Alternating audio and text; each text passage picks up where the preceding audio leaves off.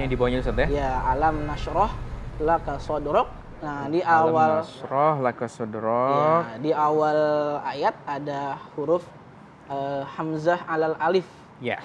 Nah, gitu. Jadi Oke, titik oke, oke. ada titiknya itu mengandung huruf hijaiyah. Masya Allah. Gitu. Assalamualaikum. Waalaikumsalam. Ustaz pesan kopi dulu ya. Iya, Saya lagi belajar ini. Iya, nggak apa-apa. Al-Quran Braille ini Belajar dulu Ustaz. yang benar, belajar yang tekun ya. Masya Allah. Ini butuh ketekunan emang Ustaz dan ketelitian ya. Di raba-raba. Iya, di raba. 3D. Apa tuh 3D? Iya. Nah, Di turun Raba, dia di nanti Terawang. ke sebelah kanan sini bahasanya Ustaz ya. Ya, jadi dari kiri ke kanan, nanti habis satu baris, ke bawah lagi, dari kiri ke kanan lagi, seperti itu. Nanti kita akan lanjutkan lagi nih. Siap. Latihan, belajar membaca Al-Quran Al-Quran Braille. Braille ini. Ustaz asik banget ngomong sama Fauzi. Lanjut dulu Ngomongin nih. apa sih? Biasa. Ngomongin kopi. Oh, Biasa. Masya Allah. Sambil diraba-raba katanya gitu kata. Ngobrol perihal iman maksudnya. Ngobrol perihal iman. Ustaz gabung Ya, dong. siap. Fauzi. Oke, Kalau Ustaz Rafiq. Salaman dulu Bang Rafiq ya. Ustaz. Pile, Oh nama iya, saya. Ustaz. Sehat, Ustaz. Nama siapa? Rafiq. Oh, penyanyi itu. Bukan, Ustaz. Yang pengalaman pertama, apa pandangan Oke. pertama? Pandangan Oke, pertama. oke. Ustaz. Nah, geser Ya. sini dong Ustaz Oke, dikit biar iya, kelihatan. iya. Bismillahirrahmanirrahim. Nah, Masya Allah. alhamdulillah. Sesungguhnya Allah berfirman, apabila aku menguji hambaku dengan kedua matanya, kemudian ia bersabar, niscaya aku mengganti keduanya dengan surga. Hadis riwayat Bukhari. Penggalan hadis tersebut menjadi penguat hati Ustadz Rafiq Akbar. Kehilangan kemampuan melihat pada usia 12 tahun tak membuat dirinya berputus asa. Baginya, meski tiada dua mata, tak lantas hilang cahaya. Dengan support dari keluarga, ia tetap berusaha tabah menerima suratan takdirnya. Manusia diciptakan tak lain hanya untuk beribadah dan bertakwa kepada Allah. Keterbatasan tak menghalangi Ustadz Rafiq dalam meningkatkan kualitas dirinya di hadapan Allah. Bagaimana kisah perjuangan Ustadz Rafiq dalam mencari ridhonya? Seperti apa usaha yang ia lakukan untuk menghafal ayat-ayat suci Al-Quran meski matanya tak lagi berguna? Nah, saksikan kisah inspiratifnya dalam Ngobrol Perihal Iman. Masya Allah, itu tadi lagi belajar sama Ustadz Rafiq. Oh, Ustadz belajar Hillel. pakai Quran Braille. Apa Iya. namanya? Quran Braille. Quran Braille. Braille. Ustadz Rafiq ini tunanetra Ustadz. Iya, iya, iya. Tapi menjadi pengajar juga murid-murid sekolah dasar Luar kelas 4, biasa. 5, 6. Ya, betul. Nah, kalau boleh tahu, Ustadz, ini tunanetra menjadi tunanetra sejak usia berapa dan penyebabnya apa, Ustadz Rafiq? Ya, saya alhamdulillah menjadi tunanetra sejak usia 12 tahun. Jadi 12 tahun. baru mau lulus SD, Allah ambil penglihatan saya di usia 12 tahun, cawu kedua waktu itu, kelas 6. Gitu. Kan ada penyebabnya barangkali Bang Rizky ya. Iya, betul. Iya. Saya waktu itu, kalau diagnosa dokter namanya ablasio retina, Ustaz, Mas Rizky. Apa tuh maksudnya? Jadi ablasio retina itu ada syaraf retina yang lepas dari retinanya. Jadi retinanya tidak bisa menangkap cahaya dengan maksimal. Oh, locot. Locot, iya. Oke. Terus ceritanya setelah Ustadz mengalami itu apa pengalaman, apa peristiwa yang terjadi setelah Ustadz dinyatakan tidak bisa melihat? Tidak melihat. Ya, saat itu fase-fase terberat saya ketika saya lulus SD. Tapi luar biasa, saat itu guru saya, wali kelas saya, berinisiatif mencari cara agar saya bisa tetap ikut Eptanas satu namanya. Oh iya, zaman itu. Zaman itu ya. Zaman itu Ujian akhir, Ustaz, ya? ya, sekarang Epta. UN ya. dulu itu. Evaluasi belajar tahap akhir. Betul. Nah, itu dengan cara adik kelas saya membantu saya membacakan soal-soal Eptanasnya. Jadi saya menjawab dengan lisan, Ditulis. jawaban saya dituliskan oleh adik kelas saya. Alhamdulillah saya lulus. Tapi setelah lulus itu saya ngeblank. Saya mau sekolah di mana karena saya pesimis, Ustadz, merasa nggak tahu nih mau sekolah di mana lagi gitu. Tapi ternyata saya konsultasi dengan Yayasan Tunanetra di daerah Lebak Bulus, saya konseling di sana. Saya dibilang begini, kamu ini kan yang tidak bisa berfungsi matanya, Iya. tapi otak kamu tetap normal seperti biasa. Alhamdulillah, Bang Rafiq nih udah Alhamdulillah. kedatangan kopinya nih. Rafiq ini Bang sudah Oji udah ada buat kopi nih. kopinya. Alhamdulillah, terima kasih. Ini udah saya hias-hias nih kopinya Oh, nih. udah Aduh, Iya. luar biasa. Tapi sih nggak bisa ngeliat hiasannya. Ntar saya ceritain aja. Oh iya bener, terang Diraba. Diraba cakak-cakan. Dipanggokin. Silakan. Itu tadi ceritanya Ustadz Iya. Rafiq ya. Bagaimana murid-muridnya melihat Ustadz gurunya nih seorang, tunanetra? Maaf nih ya. Iya. Ya alhamdulillah semenjak saya ditugaskan mengajar di SD Negeri Pengadilan 5 Kota Bogor, awalnya saya juga agak-agak khawatir Anak-anak ya, Anak-anak. Ustadz Rafiq ya. Betul. Seperti apa nih cara berpikir anak-anak kan ketika ada gurunya yang tunanetra gitu. Betul. Ternyata setelah praktek, karena kan waktu pertama kali saya bergabung di sekolah kan masih pandemi ya, jadi masih daring. Tapi setelah tatap muka pertama kali luar biasa.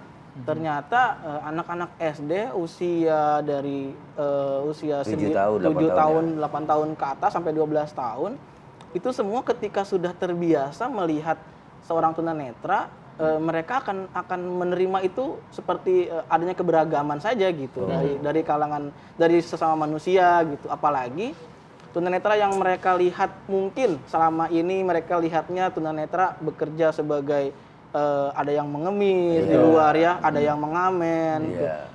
Ternyata di sekolah saya ada loh yang bisa jadi guru. Nah ini jadi satu inspirasi lagi gitu, memotivasi anak-anak. Jadi kebanggaan Betul buat beliau. Ustadz. Jadi mereka juga punya motivator pribadi di sekolah mereka agar sekolah mereka lebih semangat bersekolah. Gitu. Saya sering bilang sama anak-anak saya, murid-murid saya, Bapak saja yang punya keterbatasan mampu menjadi guru. Kalian mustahil tidak bisa jadi guru atau bahkan lebih dari Bapak. Harus Saya selalu lebih. bilang gitu. Alhamdulillah jadi bisa memotivasi dan itu yang memang saya inginkan sih. Gitu. Masya Allah. Ustadz Tile, zaman Nabi dulu ada sosok yang seperti ini nggak seperti Ustadz? Ada. Tapi kita tahan dulu ya. Nanti iya. kita bahas. Kita bahas. ngopi Kita dulu, ngobrol perihal iman. Ngobrol perihal iman. Ya. Saya bawa ini deh Ya. nih Bang. Ini nih gelasnya. Maaf. Ayo Bang Rafiq. Bismillah. Nah, pelan-pelan masih ada barahnya.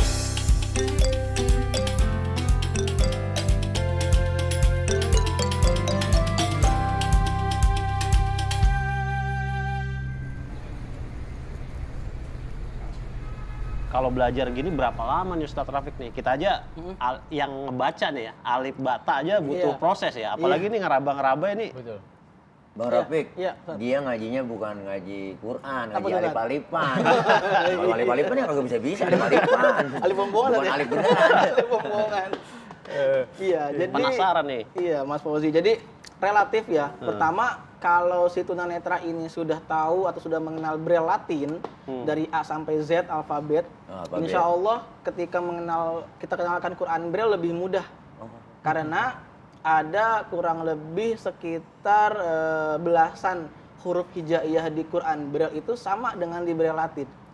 Gitu. Jadi Oke, sudah oke. terbantu ketika dia sudah mengenal Braille Latin, insya Allah Hijaiyah. sudah bisa dilanjutkan gitu dengan mengenal hijaiyah.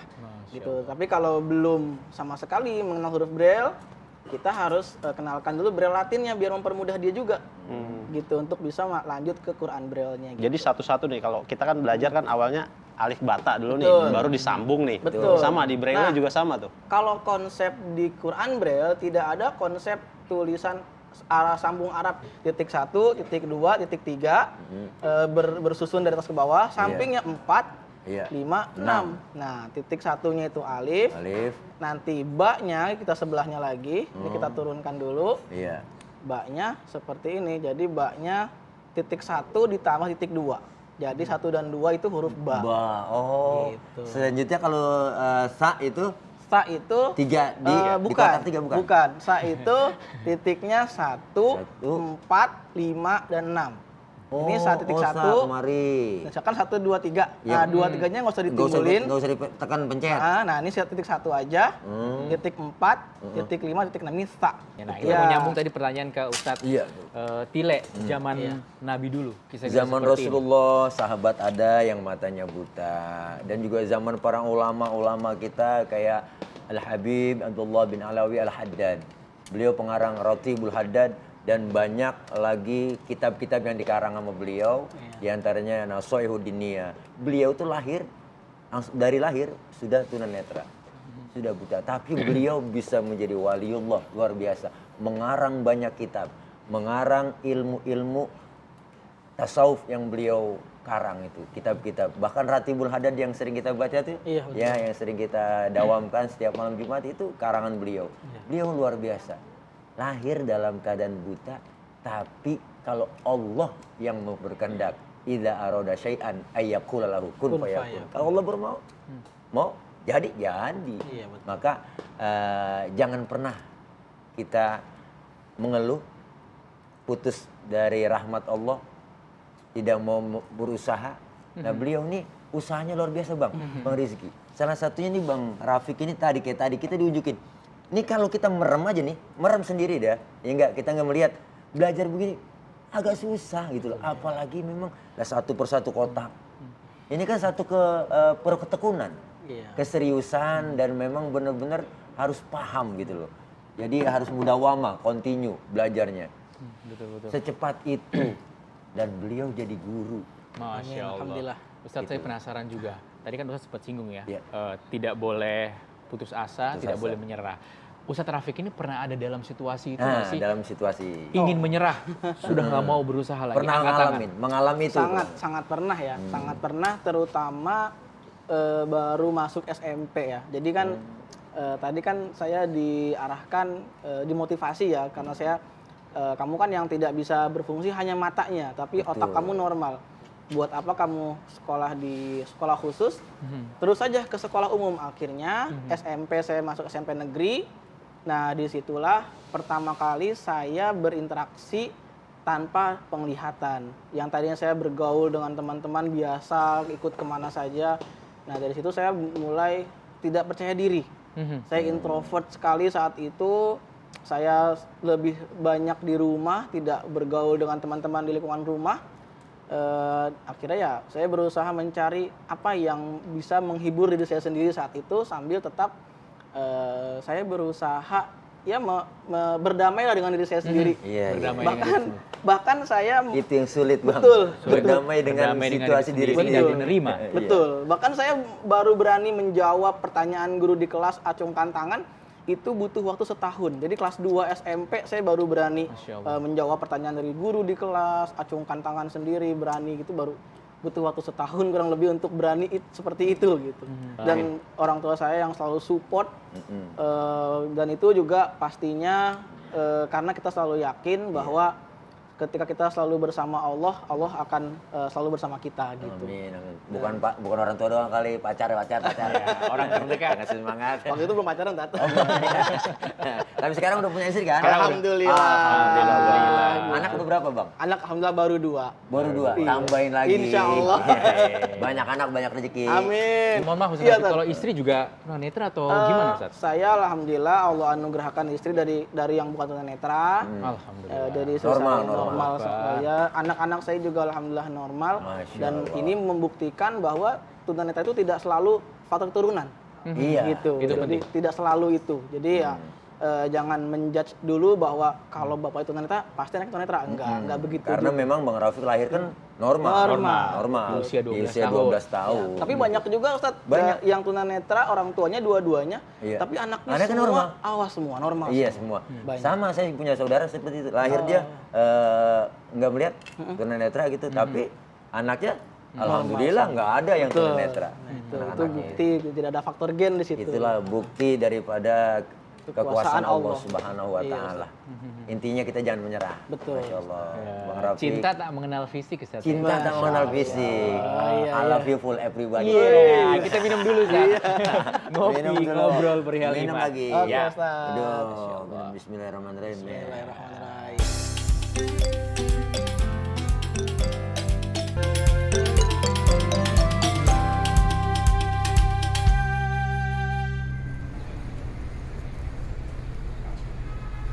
Masya Allah, inspiratif sekali ya kisah dari Ustadz Rafiq ini. Tapi saya mau nanya nih Ustadz Tile, apa ya tantangan hingga saat ini masih dihadapi dan nantinya ingin diperjuangkan begitu ya sebagai seorang tunanetra. Ustaz Rafiq? Cita-cita yang belum Cita-citanya yang Ya. mungkin belum terwujud gitu. terwujud, belum Ya. tercapai. Kalau tantangan masih sangat banyak ya. Tantangan saya sekarang ini juga banyak bekerja sama dengan beberapa lembaga, aktivis, komunitas. Misalkan di kalangan dunia dakwah, saya bersama Ikatan Tunanetra Muslim Indonesia Wilayah Jakarta Selatan punya program memberantas buta huruf Al-Quran Braille, Ustaz. Oh, memberantas buta huruf Al-Quran Braille. Karena Al-Quran Braille. sangat banyak teman-teman tunanetra juga yang masih belum lancar atau belum mengenal huruf Al-Quran Braille. Al-Quran. Terus di dunia pendidikan saya bersama teman-teman dari IGTI ya, Ikatan Guru Tunanetra Inklusif, kita berjuang untuk bisa hak-hak teman-teman tunanetra yang berprofesi sebagai guru ini bisa dipenuhi. Karena banyak sekarang tunanetra yang berprofesi sebagai guru itu bertugasnya atau mengajarnya di sekolah umum, bukan di sekolah khusus lagi. Dan masih ada diskriminasi atau atau tantangan di lingkungan sekolahnya. Terus di dunia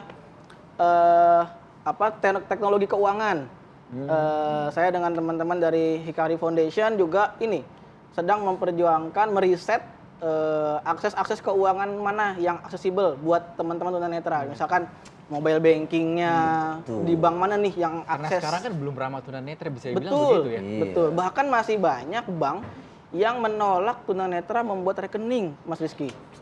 Ini biar bisa didengar nih, Bang. Iya, semua didengar ada juga juga diberikan kesempatan bikin rekening tapi tidak diberikan akses ATM atau mobile bankingnya.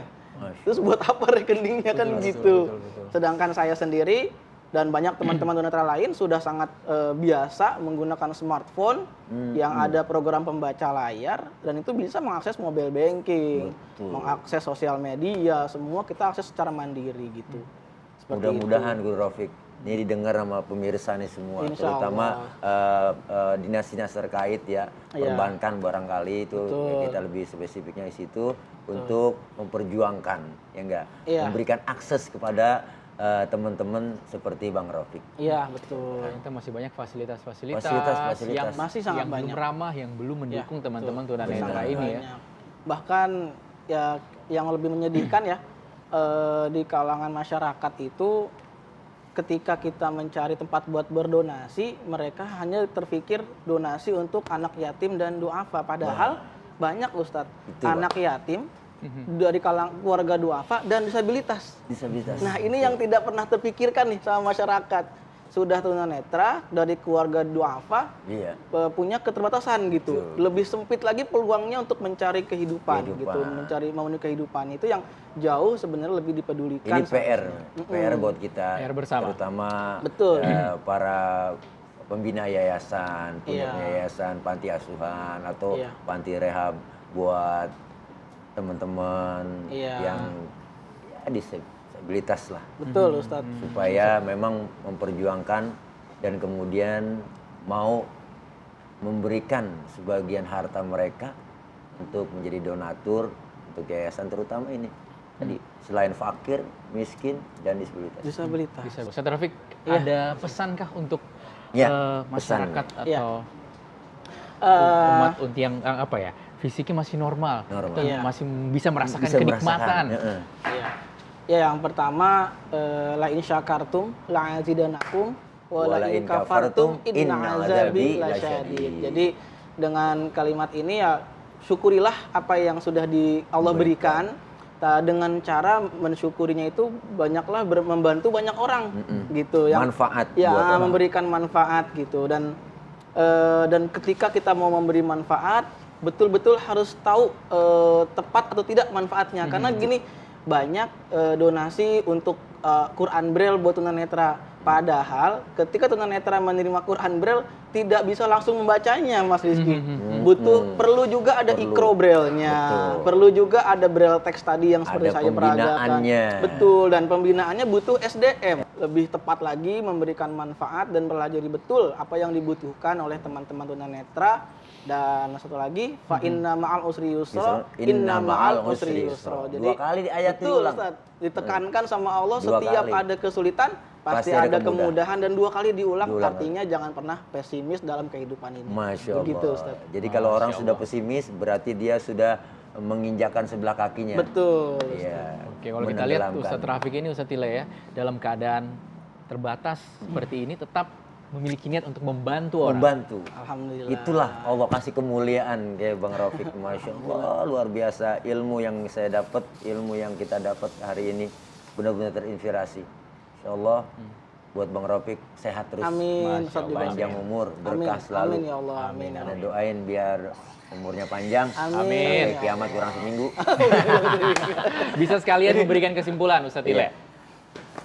Alhamdulillah Bang Rafiq menginspirasi kita. Walaupun beliau kekurangan, tetapi beliau tidak pernah putus asa, pantang mundur, dan selalu semangat di dalam berjuang. Keinginan-keinginan beliau itu mudah-mudahan dapat direalisasikan, dapat didengar doa dan permohonannya, dan semoga kita harus lebih bisa lagi sebagai orang yang diberikan kesempurnaan fisik untuk terus jangan pernah hidup dalam pesimis.